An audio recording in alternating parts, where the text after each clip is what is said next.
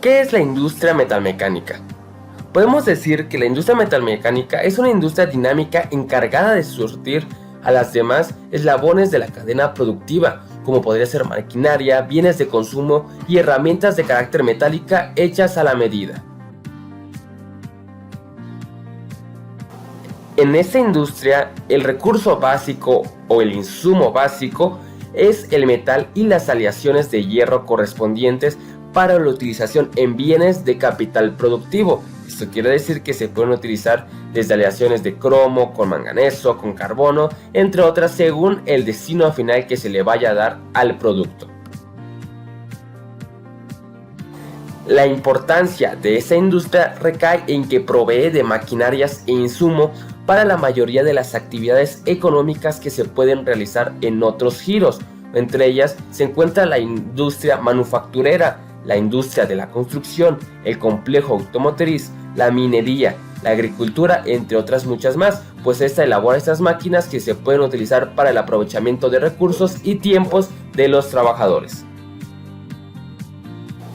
Más adelante hablaremos sobre la elaboración de uno de los tipos de insumos que genera este tipo de industria, la cual consiste en la elaboración de los tornillos, pero antes hay que mencionar la normatividad con la que esta amplia industria se rige, entre cuales debe de cumplir con la Ley General de Equilibrio Ecológico y Protección al Ambiente, el cual su objetivo es ordenar el territorio de manera sustentable, garantizando el derecho humano a un medio ambiente sano, puesto que estos tipos de industrias suelen generar muchas cantidades de humo, de contaminantes. Es muy importante cuidar ese aspecto. Contamos con el Reglamento en materia de residuos peligrosos, es su regulación principal, ya que impone los requisitos que las empresas metalmecánicas deben considerar, aunque los requisitos específicos se presentan más al nivel de normas oficiales mexicanas. Entre las NOMs que hay que tener en cuenta, tenemos la NOM 043 ECOL, que establece los niveles máximos permisibles de emisión a la atmósfera de partículas sólidas provenientes de fuentes físicas. La NOM 001, que establece los límites máximos permisibles de contaminantes en las descargas de aguas residuales en aguas y bienes nacionales. La NOM 052 establece las características que los residuos peligrosos deben de tener, el listado de los mismos y los límites que hacen a un residuo peligroso por su toxicidad al ambiente. La NOM 003 menciona las características de las etiquetas de envases y embalajes destinados al transporte de materiales y residuos peligrosos. Entre otras que debe de cumplir, tenemos la Ley General de Equilibrio Ecológico y Protección al Ambiente, el Reglamento en materia de residuos peligrosos, la Ley de Aguas Nacionales, la Ley Federal en materia de agua, el Reglamento para la Prevención y Control de la Contaminación de Aguas y el Reglamento de la Ley de las Aguas Nacionales.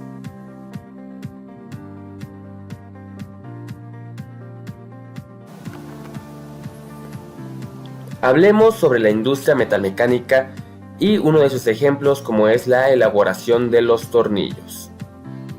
Todo inicia desde la recepción del material. Una vez recibido este material de proveedores, se almacena según su clasificación de acero.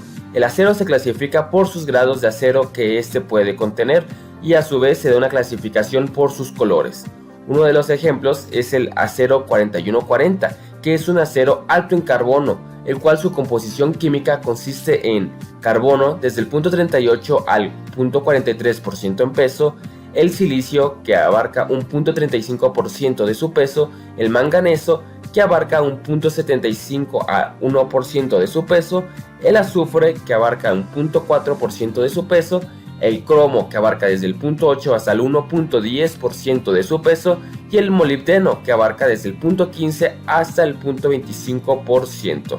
Este debe tener una densidad de 7.87 gramos por centímetro cúbico, lo cual es una de sus características tanto de composición física como composición química que debe de cumplir este tipo de acero.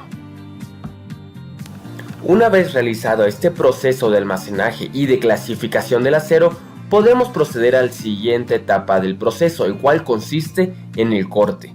En esta etapa, estas barras, que suelen medir desde 6 hasta 10 metros, se pueden reducir en pequeños pedazos mediante un troquel, dándole una medida desde media pulgada hasta 1,5 pulgada de largo. y manteniendo un diámetro desde 1/8 hasta 2 pulgadas de diámetro.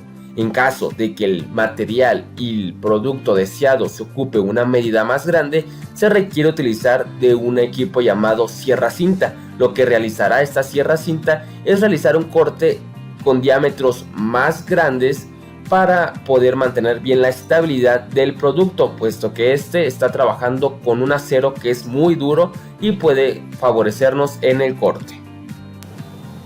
Es muy importante que en este proceso de corte se mantenga el uso de un lubricante. En este caso se recomienda el uso de agua para mantener lubricada lo que es la sierra cinta y lo que es el tornillo. En caso de que la sierra cinta o el tornillo no manejen esta agua, podría provocar deformaciones en la cuchilla y esto a su vez provocar deformaciones en el producto terminado. Por eso es importante mantener un lubricante que pueda absorber el calor y evitar esas malformaciones. Las medidas utilizadas en estos tornillos van a variar según la orden de producción mandada, esto según las necesidades del cliente. Una vez realizado este corte, se pasa a la siguiente etapa del proceso. La siguiente etapa es el despunte. En esta etapa se busca quitar las imperfecciones generadas en la etapa anterior, el cual era el corte, debido a que en la siguiente etapa, que es la forja, estas mismas imperfecciones podría provocar que el mismo material se atore y pueda provocar algún accidente o alguna malformación y pérdida del producto deseado. Pasamos a la etapa de la forja. En esta etapa se va a buscar calentar estos trozos de metal hasta temperaturas desde 800 hasta 900 grados Celsius, con la finalidad de aprovechar de que el acero, al estar en temperaturas altas, se vuelve de una mejor calidad de maldeabilidad. De esta manera le podemos aplicar una fuerza desde 100 toneladas de fuerza para poder conseguir lo que vendría siendo la cabeza del tornillo. Como puede observarse, ya en esta etapa del proceso el producto final empieza a tomar forma, pues ya se puede distinguir la forma tradicional de lo que vendría siendo un tornillo. En esta parte del proceso se mantiene cuidado sobre algunas especificaciones del tornillo, como podría ser el diámetro, letras impresas y otros parámetros más que vienen en las especificaciones deseadas del cliente.